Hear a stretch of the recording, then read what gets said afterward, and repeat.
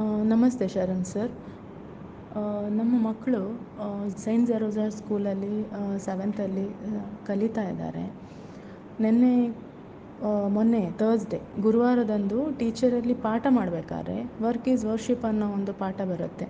ಪಾಠ ಮಾಡಬೇಕಾದ್ರೆ ಪಠ್ಯಕ್ಕೆ ಸಂಬಂಧಪಡದ ವಿಚಾರಗಳು ಅಂದರೆ ಹಿಂದೂ ಧರ್ಮದ ಬಗ್ಗೆ, ಅಯೋಧ್ಯೆಯ ರಾಮ ಮಂದಿರದ ಬಗ್ಗೆ, ಮೋದಿ ಅವರ ಬಗ್ಗೆ, ರಾಜಕೀಯವಾಗಿ ತುಂಬ ಕೇವಲವಾಗಿ ಮಾತಾಡಿದ್ದಾರೆ.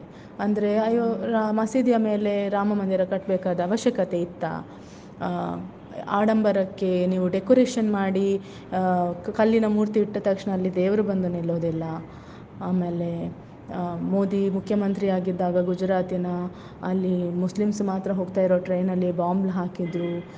ಅಲ್ಲಿ ಗರ್ಭಿಣಿ ಹೆಂಗಸಿನ ಹೊಟ್ಟೆ ಇದಾಯಿತು, ಮಗು ಹೊರಗೆ ಬಂತು. ಒಂಥರ ಆ ಥರ ಎಲ್ಲ ಚಿತ್ರಣ ಕೊಟ್ಟಾಗ ಮಕ್ಕಳ ಮನಸ್ಸಿಗೆ ಘಾಸಿ ಆಗುತ್ತೆ. ಅಲ್ಲಿ ಹಿಂದೂ ಮುಸ್ಲಿಂ ಕ್ರಿಶ್ಚಿಯನ್ 3 ಧರ್ಮದ ಮಕ್ಕಳು ಕಲಿತಾ ಇರುವ ಕ್ಲಾಸಲ್ಲಿ ಈ ಥರ ಹೇಳಿದಾಗ ಮಕ್ಕಳಲ್ಲಿ ಒಂದು ಸಾಮರಸ್ಯ ಇರೋದಿಲ್ಲ.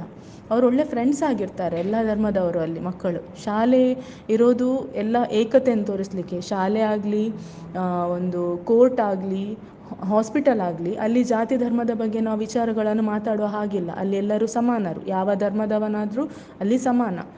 ಮತ್ತು ಟೀಚರ್ ಅಂದರೆ ಉತ್ತಮ ಭವಿಷ್ಯ ನೀಡುವ ಮಕ್ಕಳನ್ನು ರೂಪಿಸಬೇಕಾದವರು. ಅಂಥವರು ಈ ಥರ ಮಾತಾಡುವಾಗ ಮಕ್ಕಳ ಮನಸ್ಸಿಗೆ ತುಂಬ ಘಾಸಿ ಆಗಿದೆ. ಅದನ್ನು ಕೇಳಿ ನಮಗೆ ಬೇಜಾರಾಗಿದೆ. ನಾವು ಅವರ ಮೇಲೆ ನಂಬಿಕೆ ಇಟ್ಟು, ಒಂದು ಕ್ರಿಶ್ಚಿಯನ್ ಸ್ಕೂಲ್ ಆದರೆ ಸಹ ಅವರ ಮೇಲೆ ವಿಶ್ವಾಸ ಇಟ್ಟು ಒಂದು ಶಿಸ್ತನ್ನು ಕಲಿಸ್ತಾರೆ, ಒಳ್ಳೆ ವಿದ್ಯಾಭ್ಯಾಸ ಕೊಡ್ತಾರೆ ಅನ್ನುವ ನಂಬಿಕೆಯಲ್ಲಿ ನಮ್ಮ ಮಕ್ಕಳನ್ನು ಅಲ್ಲಿ ಕಳಿಸಿರುವಾಗ ಇದು ನಮ್ಮ ಧರ್ಮದ ಬಗ್ಗೆ ಈ ಥರ ಎಲ್ಲ ಹೇಳಿದ್ದಾರೆ.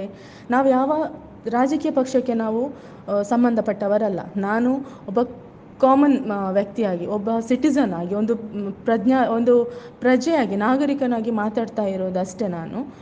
ಇದು ಸರಿ ಅವ್ರು ಮಾಡಿರೋದು ಅಂತೇಳಿ. ಇದ್ರ ಬಗ್ಗೆ ಏನಾದರೂ ಒಂದು ಆ್ಯಕ್ಷನ್ ತೊಗೊಳ್ಳೇಬೇಕು. ಆ್ಯಕ್ಷನ್ ಅಂದರೆ ನಾನೇನು ಟೀಚರಿಗೆ ಆ ಥರ ಮಾಡಿ ಈ ಥರ ಮಾಡಿ ನಾನು ಹೇಳ್ತಾ ಇಲ್ಲ.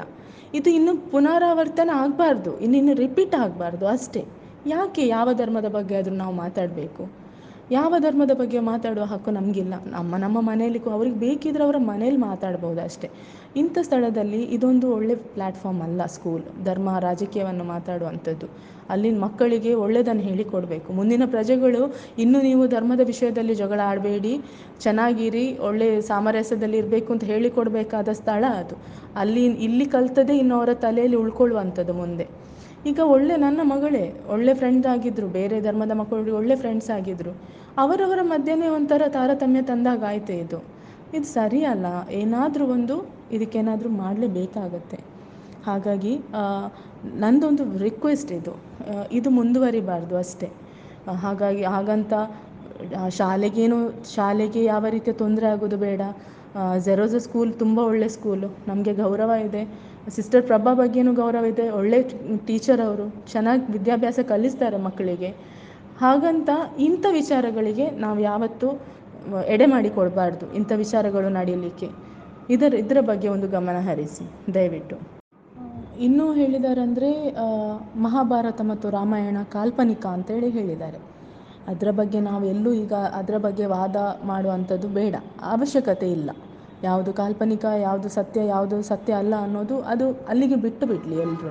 ಅದರ ಬಗ್ಗೆ ವಾದ ಮಾಡೋದು ಬೇಡ ಈಗ. ವಾಲ್ಮೀಕಿ ಸ್ಟೋರಿ ಹೇಳಿದ್ದಾರೆ, ಗಣಪತಿ ಬರೆದಿದ್ದಾರೆ ಅಂತಲೂ ಮಾತಾಡಿದ್ದಾರೆ. ಅದೆಲ್ಲ ಮಾತಾಡೋ ವಿಚಾರಗಳಲ್ಲ ಸ್ಕೂಲ್ ಅನ್ನೋದು. ಅದು ಒಂದು ಗಮನಕ್ಕೆ ತರಬೇಕು ನೀವು. ಮಹಾಭಾರತ ರಾಮಾಯಣದ ಬಗ್ಗೆ, ಯಾಕಂದರೆ ಹಿಂದೂ ಧರ್ಮದವರು ಮಹಾಭಾರತ ರಾಮಾಯಣ ಭಗವದ್ಗೀತೆಯನ್ನು ತುಂಬವಾಗಿ ನಂಬುವವರು ನಾವು. ತುಂಬ ಗಂಭೀರ ವಿಷಯ ಇದು. ಈ ಥರ ಎಲ್ಲ ಮಾತಾಡೋದು ಸರಿಯಲ್ಲ ಸರ್. ನೋಡಿ ಅದೊಂದು ಪ್ಲೀಸ್.